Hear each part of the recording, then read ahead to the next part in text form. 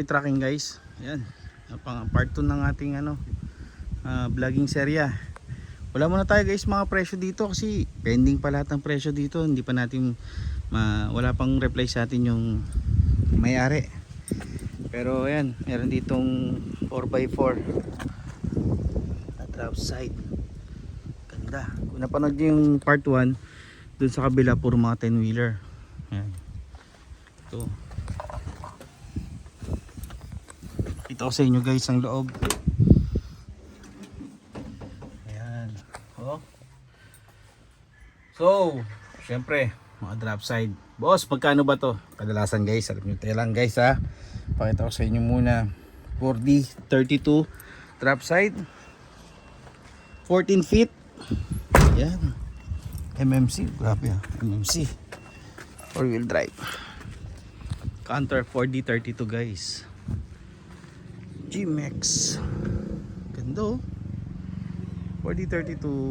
Ano na yan? Alam ko kay G-Max to. Electronic type. Tama ba guys? Electronic ba yan o? Para sa akin parang electronic kasi. Oo nga. Ay hindi siya electronic guys. So, magkano ba mga presyo? So, magkakalagayan guys. Mga 1.5 or 1.2. Ito kay Boss G-Max. So mag-start tayo dito.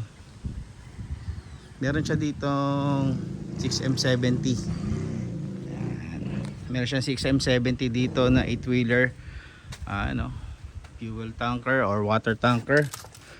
No? So tingnan natin kung ilalagay ko guys sa comment section. Ipipin ko na lang kung anong engine nito. 10KL lang, kung hanap nyo 10KL, saktong sakto to sa inyo. So magkakano ba? Wala pa din tayong idea na price, ideal price para dito. Meron din dito parang Decatoro, pogi. So as of now, yung pala nakita natin sa kanya. Dahil nga guys, yan yung guys, pupunta tayo dun sa yard niya sa Bataan. Punta tayo dun sa yard niya sa Bataan. So meron din dito 6-wheeler na flat drop side boom. Meron din dito. Well, at ayun, pakita ko sa inyo pala guys no, kung may mga trailer. Meron tayo na sold dito na trailer guys. Alam niyo ba magkalang nabenta?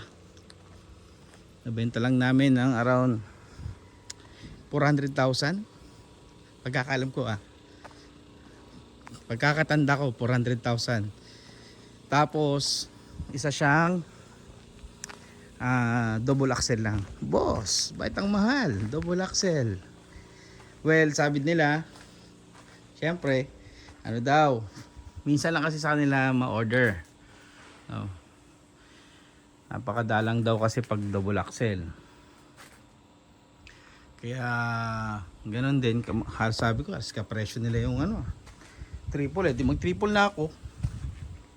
Ito ang blue ang napili namin. Color blue ang napili namin doon sa subscribers din natin. Kaya kung kayo mga naghahanap ng mga tractor head, trailer, yan, kung ano pa man, basta Japan Surplus related sa ating channel guys, huwag nyo kalimutan mag PM dito. Baka makatulong tayo sa inyo. Ayan, masagot natin yung mga katanungan nyo about sa mga Japan Surplus hanggat kaya natin.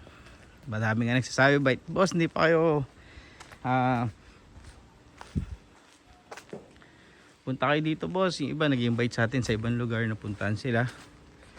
Well, meron kasi pinapriority kasi natin ngayon guys yung mga ASAP, mga andyan na.